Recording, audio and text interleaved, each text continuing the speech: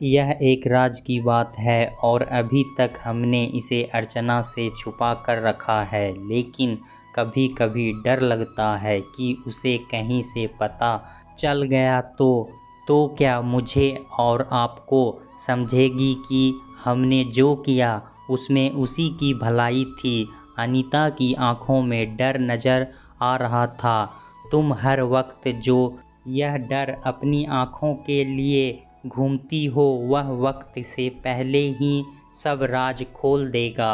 सही समय आने दो, फिर हम खुद अर्चना को उसके जीवन का सबसे बड़ा राज बता देंगे।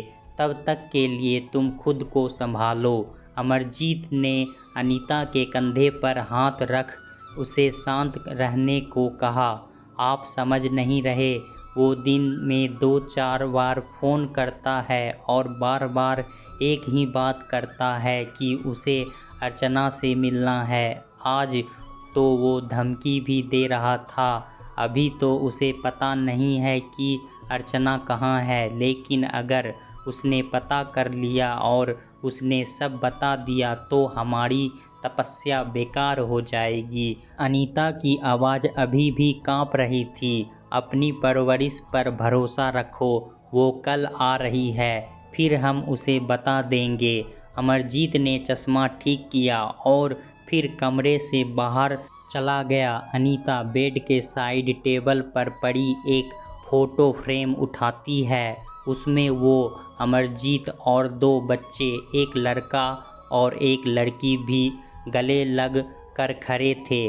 अनीता दोनों बच्चों के ऊपर हाथ फेरती है और फिर लड़की के गालों को सहलाते हुए बोलती है, मुझे नहीं पता कि तुम कैसे रिएक्ट करोगी जब तुम्हें पता चलेगा कि मैं तुम्हारी मम्मी नहीं, मामी हूँ और यह मामा और बिट्टू तेरा कज़िन। लेकिन मेरा भगवान जानता है कि मैंने हमेशा तुम्हें अपनी बेटी समझा और कभी ख्याल में भी यह नहीं याद था कि मैं मामी हूँ। लेकिन कुछ दिनों से वो आदमी कॉल करके मुझे यह एहसास करा रहा है कि मैं और अमरजीत मामा मामी हैं और वो तुम्हारा पापा। अनीता की ननद बबीता की शादीशुदा ज़िंदगी में बहुत परेशानियां थीं, लेकिन फिर भी बबीता सब कुछ सह रही थी। शादी के 5 साल बीत जाने पर भी बच्चा ना होने के कारण पति हंसराज और उसकी सास उसे बहुत सताते थे। बात यहाँ तक हो गई कि हंसराज दूसरी शादी करने के लिए भी तैयार हो गया, लेकिन शायद किस्मत को रहम आ गया और बबीता ने एक दिन खुशखबरी सुना ही दी। सभी बहुत खुश हुए, लेकिन यह खुशी सिर्फ 3 महीने तक ही थी। जब बबीता ने सास को हंसराज से यह कहते सुना कि डॉक्टर के पास ले जाकर लिंग परीक्षण कराओ, अगर लड़की हुई तो उसे वहीं गिरवा देना। बबीता के लिए वो रात बहुत ही लंबी और डरावनी थी। बहुत ना-नुकुर करने पर भी बबीता को सास और पति के साथ नर्सिंग होम जाना ही पड़ा। डॉक्टर ने लिंग परीक्षण से मना कर दिया।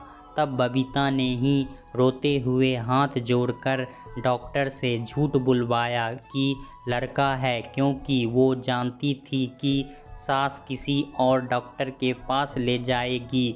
तब क्या पता वो यह काम कर दे। अगर लड़की हुई तो वो लोग उसे पैदा होने से पहले ही मार देंगे।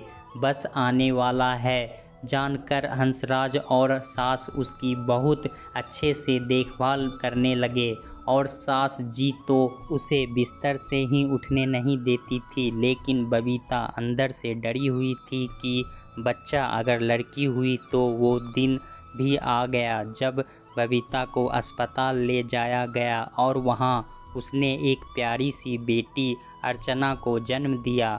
लड़की हुई है यह सुनने के बाद हंसराज और सास वहीं लड़ने लगे कि यह नहीं हो सकता। लेकिन जब उन्हें एक नर्स ने पूछा कि वो लोग इतने श्योर कैसे हैं, क्या आप लोगों ने लिंग परीक्षण करवाया था, हंसराज और सास जी चुप हो गए, क्योंकि वो भी जानते थे कि उन्होंने गैर कानूनी काम किया है जिसकी सज़ा भी हो सकती है।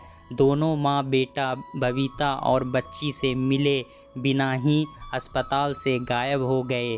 नर्स ने बबीता को आकर बताया तो बबीता बोली उसे अंदाज़ा था कि वो दोनों ऐसा ही कुछ करेंगे।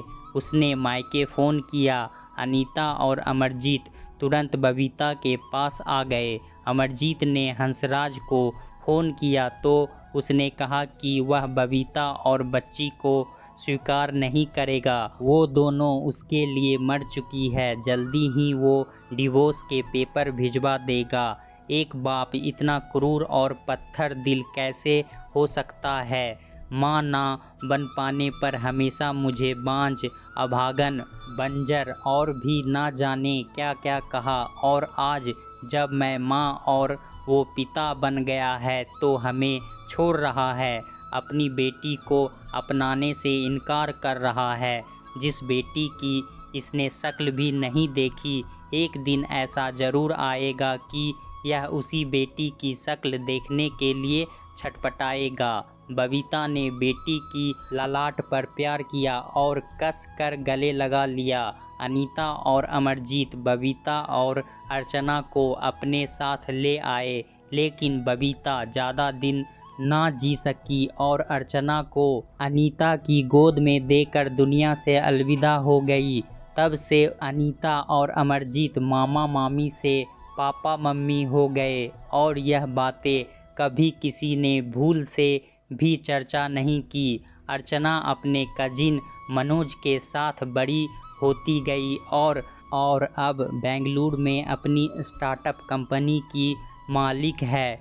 इधर पिछले कुछ दिनों से अचानक हंसराज रोज़ अनीता को फ़ोन कर रहा कि उसे अपनी बेटी से मिलना है। उससे मिलकर बताना चाहता है कि उसका बाप अमरजीत नहीं, वो है और वो जिंदा है। इसलिए अनीता डरी हुई है, लेकिन अमरजीत ने उसे आश्वस्त किया कि सब ठीक होगा। अर्चना के घर आने पर अनीता और अमरजीत उसे सब सच बता देते हैं और उसके ऊपर यह फैसला छोड़ते हैं कि वो अपने पापा से मिलना चाहती है या नहीं।